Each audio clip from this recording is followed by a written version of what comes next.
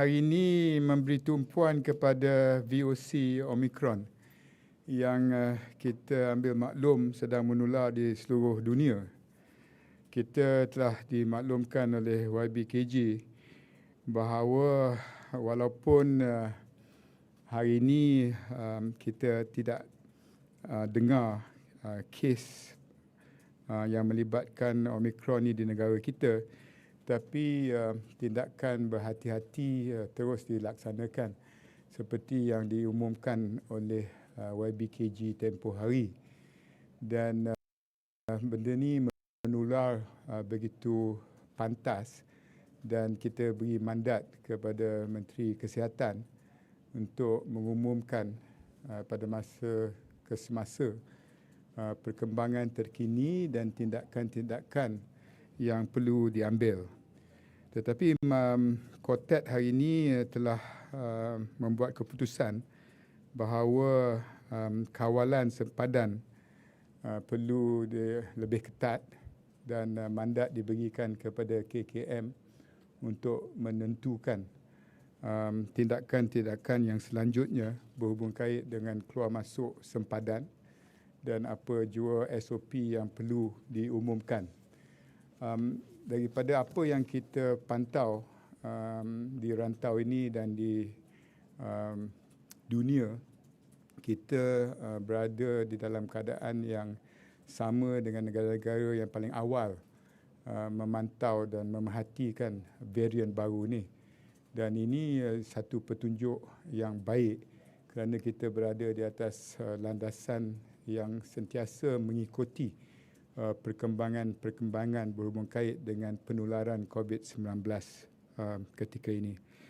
Keduanya, saya nak maklumkan di sini oleh kerana varian baru ini, keputusan kita untuk mengumumkan peralihan ke fasa peralihan endemik. Belum beralih kepada endemik, tetapi hari itu kita telah pun memutuskan bahawa kita mungkin akan mengumumkan fasa peralihan ke endemik. Ini bukan kata ditangguhkan, tapi we pause it for a while supaya kita nak tengok apa yang menular hari ini di seluruh dunia berhubung kait dengan varian baru Omicron. Jadi itu dia yang telah pun kita bincangkan secara teliti, banyak masa dibincangkan berhubung kait dengan varian baru ni kerana kita bimbang semua yang telah kita rancangkan sebelum ini, yang telah pun kita umumkan, kelonggaran-kelonggaran, SOP, 7 asas yang kita harap dapat diumumkan dalam masa terdekat dalam fasa endemik, semua ini mungkin terjejas kalau sekiranya kita tidak dapat pantau secara dekat penularan Omicron yang varian baru dan bagaimana kita dapat tanganinya. Nak ada soalan tak?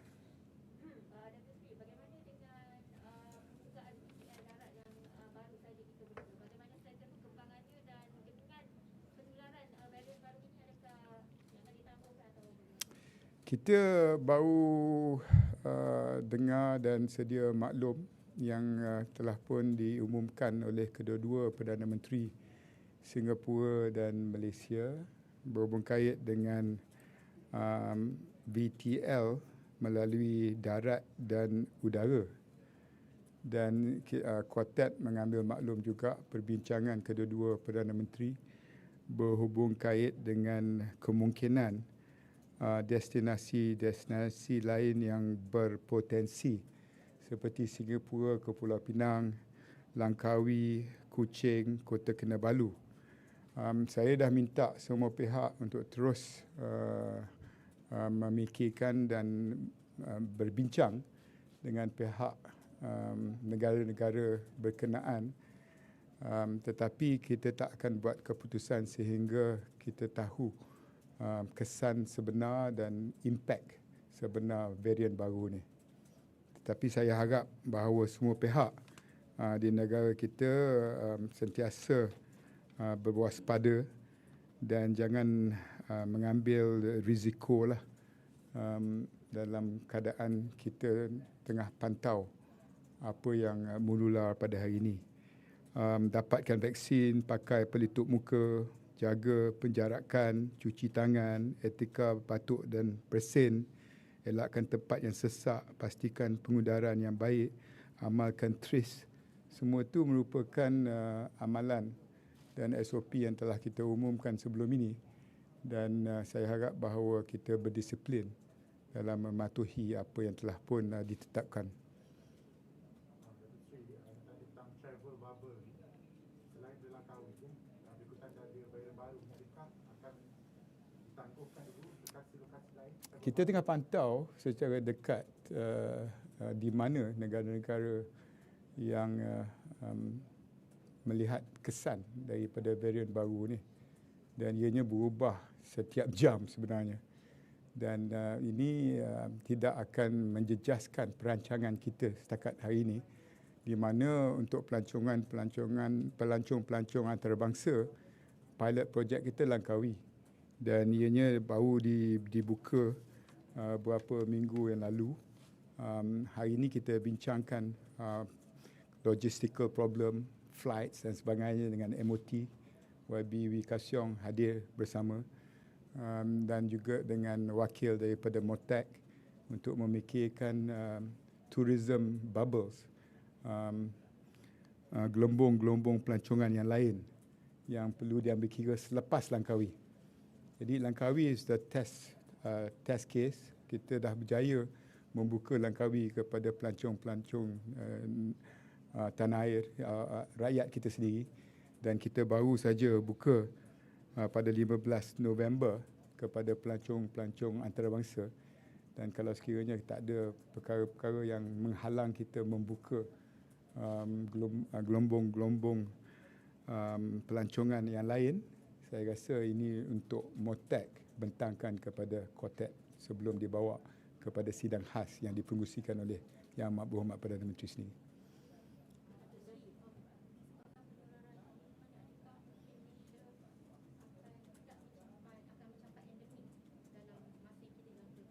Kita tak tahu lagi apa akan berlaku, tetapi perkembangan terkini saya harap pihak media mengikuti pengumuman-pengumuman dan soalan yang berhubung kait dengannya dengan YBKJ sendirilah sebagai Menteri Kesihatan.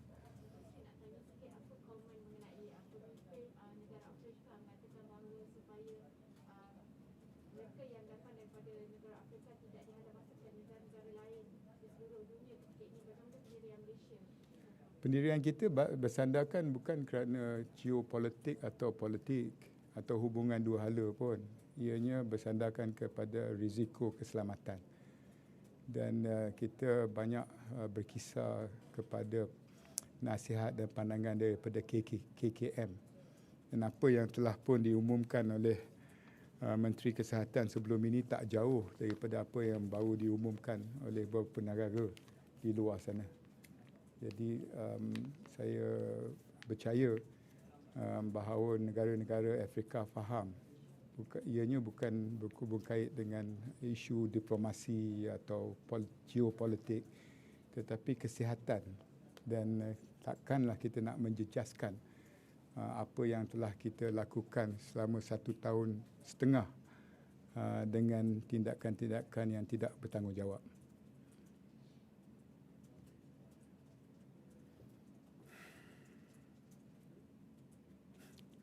Ada lagi soalan? Semalam baru start BTL ni, kita pun tak sangka ada satu positif, dan Omicron lagi. Kita rasa macam mana setakat ini? Itu bermakna bahawa sistem yang ada ni dapat kesan. Saya bimbang kalau ada COVID tapi tak dapat dikesan. Jadi satu kes tu meyakinkan kepada saya bahawa apa yang telah pun kita rundingkan dengan Singapura untuk BTL, sedikit sebanyak dapat kesan kes-kes positif seperti apa yang kita dapati semalam. Dari segi Omicron, saya difahamkan bahawa ujian-ujian hari ini nampaknya dapat